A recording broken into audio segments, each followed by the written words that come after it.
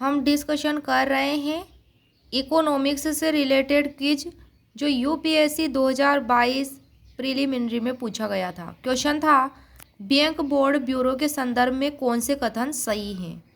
तो bank board bureau BBB के संदर्भ में पूछा गया था।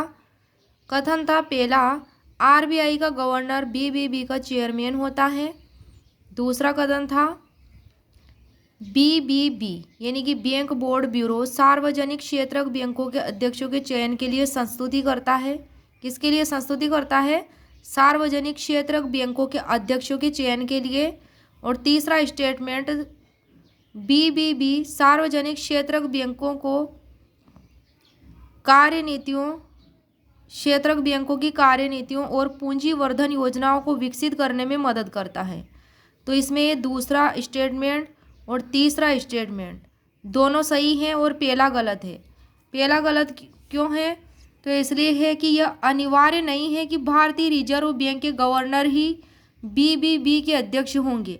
अध्यक्ष ऐसे विशेषज्ञों में से कोई भी व्यक्ति हो सकता है जिसे केंद्र सरकार द्वारा नियुक्त किया जा सकता है।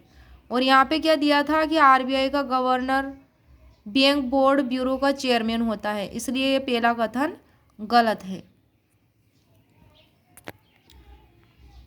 बीबीबी भारत सरकार का एक स्वायत्त निकाय है जिसकी स्थापना हुई थी भारत में बैंकों के बोर्डों के शासन की समीक्षा समिति मई 2014 की सिफारिशों पर।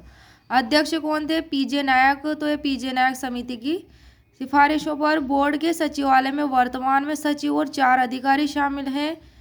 और बैंक बोर्ड ब्यूरो का मुख्यालय मुंबई में स्थित है। वर्तमान में चेयरमैन भानु प्रताप शर्मा हैं जो 2018 से इस पद पर काबिज हैं।